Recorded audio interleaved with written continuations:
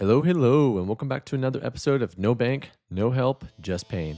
The last episode focused on us getting the Rogue's outfit from the Rogue's Den, which turned out to be pretty painless actually. We then went to the Giant's Foundry in order to get the smithing outfit. The smithing outfit was so that way we could combine the ice gloves with the smithing gloves and never have to do it again, which also got us to 76 smithing, a decent cash stack, and some fashionscape, and ended with us getting ready to tackle the Guardians of the Rift minigame, which we'll tackle in this episode, along with some other adventures. Let's begin.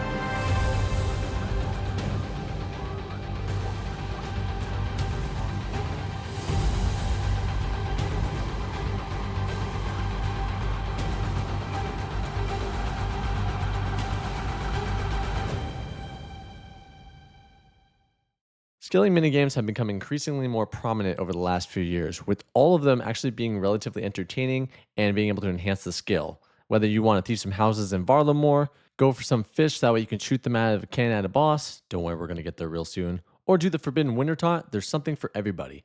But Guardians of the Rift is hands down the best one when it comes to effectiveness and enhancing the skill. But before we can dive in, there's a few things we need to knock out first. In order to craft law runes, we need to complete the Troll Stronghold and as well as the Death Plateau quest. So before we went to the Guardians of the Rift, I figured we'd knock that out first. Woohoo, Death Plateau is done. Step 1 completed. Not sure how much food we're going to need for this quest, honestly. Gotta make sure we have enough runes to kill the boss easily. And now let's go make some friends.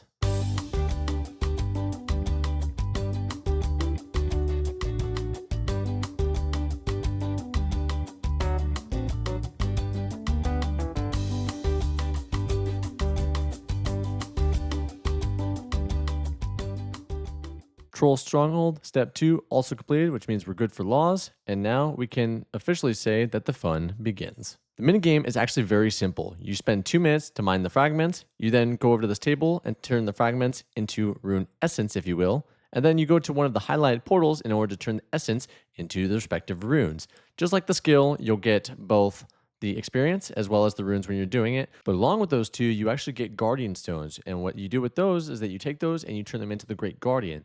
This is what is going to give you the points and along with the rewards. In order to know which portal to go through, you can either use the Guardians of the Rift minigame plugin like I do, or you can simply look at the left-hand column, which will tell you what runes to craft. Occasionally you'll get these yellow portals which pop up, which these are absolutely phenomenal because what they do is they will teleport you to an area in which you can mine essence blocks, not fragments, essence blocks at a faster rate, which means that you're going to get more experience, more rewards, more runes. So absolutely do these when they pop up. All right, first round is done. We have gotten 2 levels. We're now level 29. Once you're ready to reap your rewards, you can then go to the rewards guardian down here. However, you can only collect rewards equal to the amount of points that you're even on. So because I only have 1 catalytic, I can only search it 1 time, which sucks. So I'm not expecting anything crazy. So let's go ahead and knock this one out. See what we get. Some body runes and air talisman. I don't even know what I'm going to do with this. So yeah, let's go ahead and drop this and move on. Compared to traditional rune crafting, I absolutely love this method of training rune crafting. I know some people absolutely despise this. I disagree. I just don't find it so dull and boring. The main reason why we're here, however, is to get our hands on the Ring of the Elements. This bad boy allows us to teleport to any of the elemental altars in Gillinar, which is going to be exceptionally useful for things like mahogany homes. However, it does cost 400 Abyssal Pearls, so we're going to be here a while. 36 rune crafting, already moving pretty quick. 37. This should be it. Yup, that is level 40. Woot woot. Nah, dang, we didn't quite get that level, but that's okay. I think we're going to go search the rewards guardian. We got a fair amount of points. I'm not one to where I like to just wait until I have 1,000. I'm too impatient for that crap. Should I do the regular search one at a time or big search? Screw it. I think we'll do the big search on this one. Why not? Hey, we got our first Abyssal Pearls. Ooh, some Bloods and Natures. Oh, man. We got some good stuff here. Not good. Wait, wait. Wait. Can you pick up anybody's pets? Or, like, not pick up, but talk?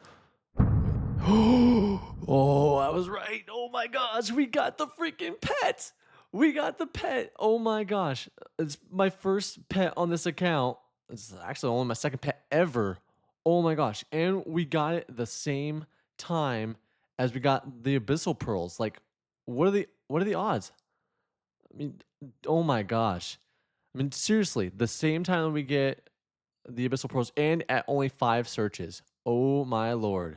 I don't even know what to say on this one. I may not know the chances of all this, but what I do know is that he should have just earned a like and a subscribe. It's not for me, it's for him. Curiosity has me 1 in 4,000. Woo! Woo! All right, enough fangirling. And there's 43 rune crafting. We are that much closer to being able to craft our own natures and law runes. Oh, shoot. And we got a total level of 1,000. I didn't even notice that. So cool. So cool. There's 44, ladies and gentlemen. So that way we can now officially craft our own nature runes. Huh. I honestly thought that you had to pay 25 Abyssal Pearls to repair your pouches every single time, but it turns out it's actually just 25 for the first time and then 1 pearl after that. Okay, so that's worth it. And speaking of pouches, we actually just got our first small pouch. All right, now we're gaming, boys. Let's step it up.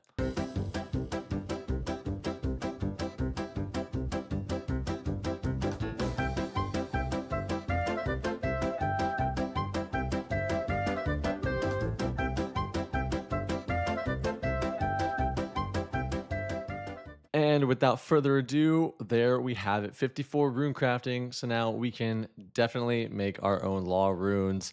And that is going to save us a ton of money in the long run. It's a huge upgrade for this account. And ooh, wow, I didn't even realize we actually got a ton of rewards for that. I haven't searched in a while. So let's go fix that. All right, let's go. Ooh, Abyssal Pearls, more Abyssal Pearl. Ooh, and some blood laws.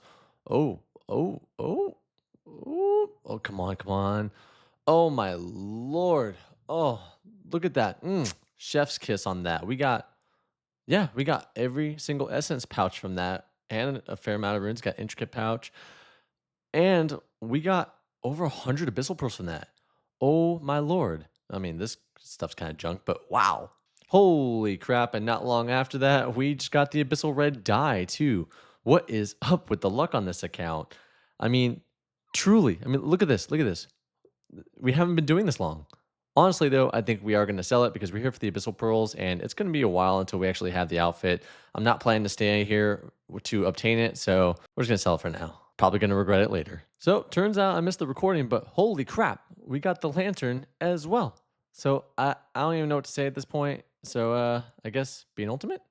There it is, level 60. We are actually getting up there relatively fast, so let's keep the momentum going. Okay, so now might be a good time to throw a little disclaimer out there. We did in fact finish the runecrafting grind. We finished with 63 runecrafting, which is absolutely awesome. However, apparently I don't have a recording for that.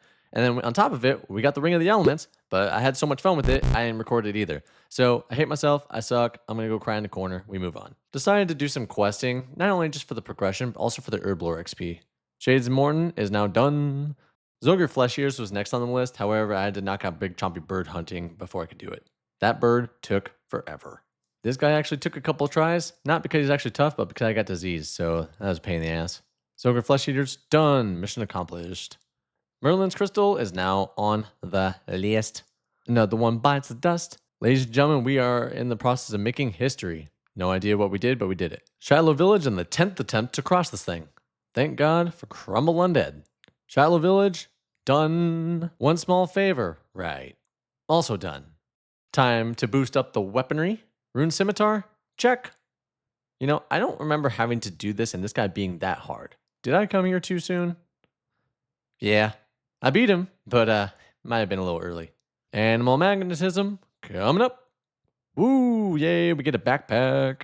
Hey, why is the screen all zoomed in like that? Well, let me tell you, it's because I got a bigger and better monitor, and unfortunately, the footage didn't line up. You couldn't see anything on it, so I kind of had to make the best of what I have. Think of it like a movie in this case. Next up, 60 range for a quest I know I'm going to hate on this account.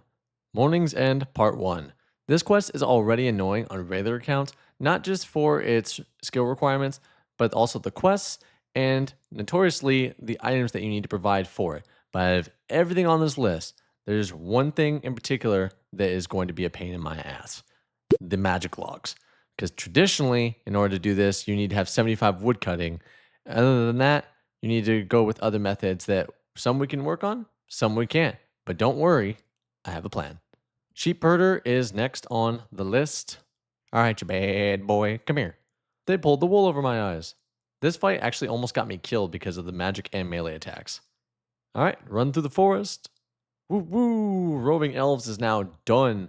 In this case, even though you can't see it because difficulties, we went with the crystal bow to use it for later purposes. And we're going to start Morning's End Part 1, even though we don't have the items for it. All right, so technically we have now begun the quest. In order to complete the quest, we need to get the one pain in the ass item, that item being the magic logs. The magic logs traditionally, to be obtained, you have one of two options really. You can either go through the winter taunt, which is forbidden on this account, or you can obtain 75 wood cutting. And let's be honest, who in the right mind wants to obtain 75 wood cutting? I know I don't. So for our method, we're gonna be looking at 50 wood cutting. And the reason for this is we actually have a chance to obtain them through the use of Hunter Rumors through the Hunter Guild and the Varlamore expansion. Let me explain. Every time you complete a Hunter Rumor, you get a loot sack. And within the loot sack, you have the chance of obtaining all the different types of logs, including the magic logs. However, what is the chance of obtaining these logs?